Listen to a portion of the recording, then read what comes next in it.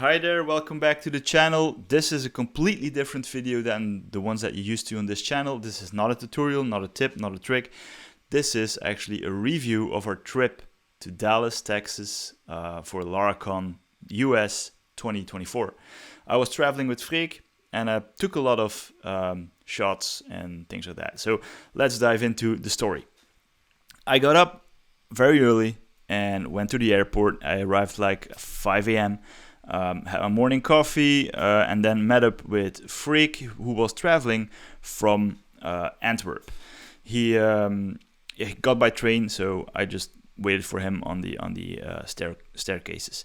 After that, we made our way to the terminal. You know, the normal thing. You go to security, your bags got checked, everything got checked. Of course, our bags went aside and we needed another check. But after that, we went to the terminal, got checked in, boarded, flew to Frankfurt. That was flight number one, only a short one, 1 hour, and we arrived at Frankfurt. Once arrived, we met up with Christoph Rumpel and a lot of other guys from Vienna. And then we boarded our second plane from Frankfurt to Dallas, Fort Worth with a Lufthansa flight. This was actually a quite nice plane. We got 2 meals on the plane. Watched some videos, watched some series. It went really smoothly, I would say. Once we got in Fort Worth, we got into a cab, which drove us to downtown Dallas, Texas, towards our hotel where we rented an apartment. Once we got actually the email with our room number, Frak thought it was on the 4th floor because it was like 4,907. We thought, yeah, 4th floor. But I had a gut feeling it was going to be quite up high. And I was right. It was like the 49th floor, room number 7. The view was spectacular. It was like ginormous. Also, the room itself was quite nice. So 2 spare bedrooms with each their own shower and bathroom. Amazing. A living room, fridge, everything. The views were actually quite amazing. Once checked in, we got out for dinner with a couple that was also staying for Laracon that we met in the lobby, I should say. But when we got back, the view was even more spectacular. It was dark, all lights were on, amazing. And it got even better when I woke up the next morning for my morning run. The view was, just with the glow of the upcoming sunlight, phenomenal. So after my morning run, I did a short one, like only 5K.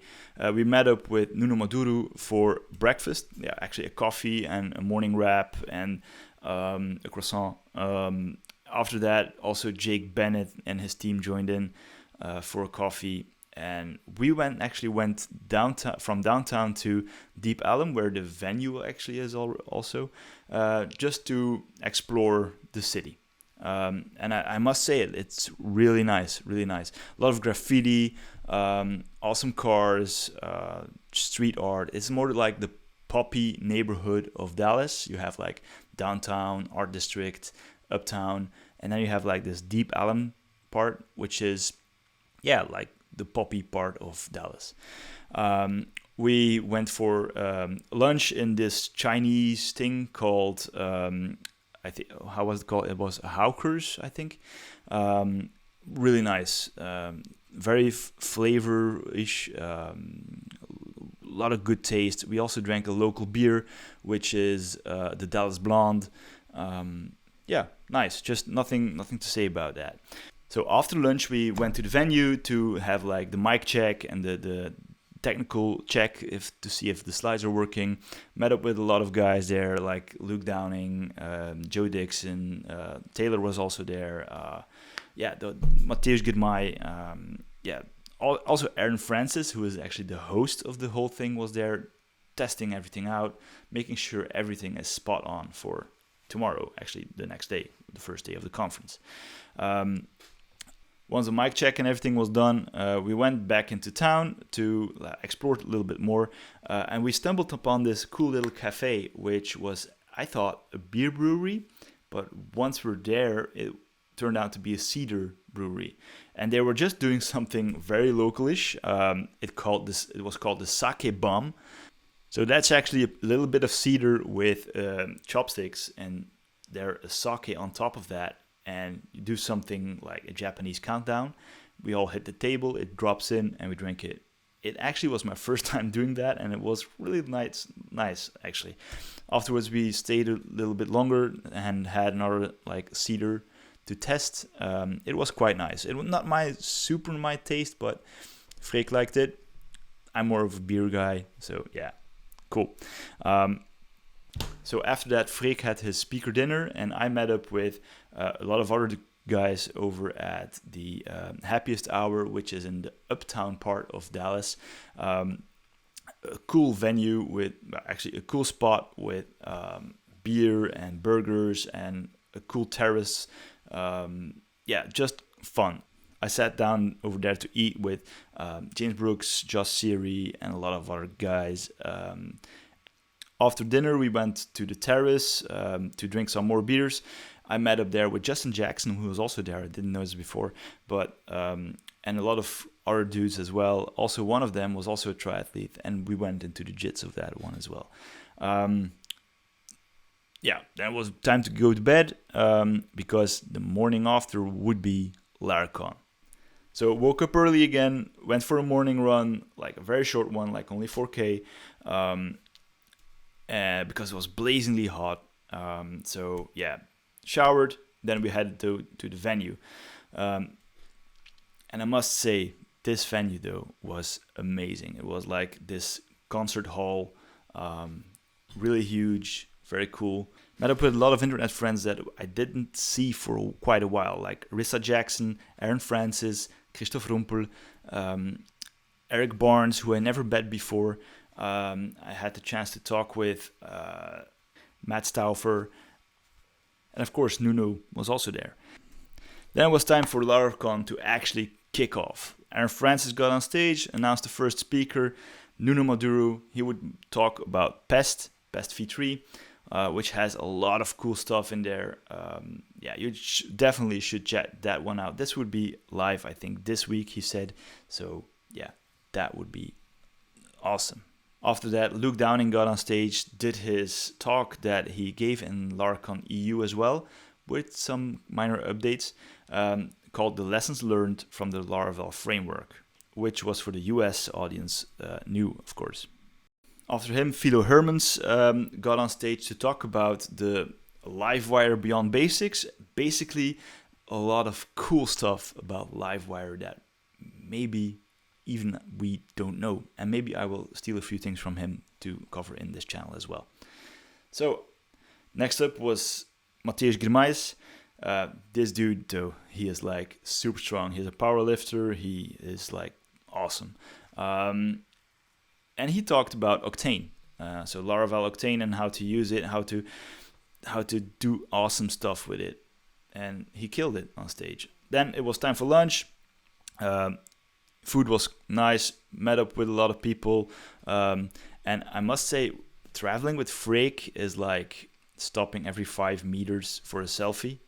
They absolutely love him. And I was humbled as well to have a few people ask me for selfies as well. That was cool. So I must say, if you were there, thank you. I really appreciate it. All right, then it was time for the second part of the day. Aaron Francis got back on stage again. He announced Rissa Jackson, who is giving her talk about the Dungeons and Dragons, but then like managing a team and stuff like that. And I didn't actually record a lot of stuff about it because I was so engaged in her talk. Really, really good talk. Kudos to Rissa. After her, it was Colin De Carlo. He talked about Laravel and AI. I did a previous video about AI on the channel as well, but this talk was really nice. It was like how to combine stuff, and yeah, it was really cool. Learned a lot of it. Okay, so then it was like time for some real craziness on stage. Daniel Coolborn got on stage for his talk, like verbs for Laravel. And he actually tricked us into something that he was like deleting stuff in production on purpose and then bringing it back, whole magic and all over the place. I really liked his energy on stage. He was like killing it from A to Z. So yeah, after him was like a short break, refreshments, drinks, and then it was time for Taylor Otwell to present his talk to us. He talked about a lot of cool new stuff, like a VS Code extension from the Laravel team itself, private local file serving, container attributes, the chaperone function, and a lot of other cool stuff. And in the end, he also showed us a new Laravel product called Laravel Cloud, which actually is like a hosting platform brought to us from the Laravel team, which is kind of cool. Then it was the end of the first day, grabbed some beers, DJ hopped on stage. It was cool. We hung out for a little bit, but we were hungry, so we went to Terry's Black Barbecue. I must say, I like to eat meat and I like to eat a lot, but this is a whole other level. They rolled me out of there. It was crazy.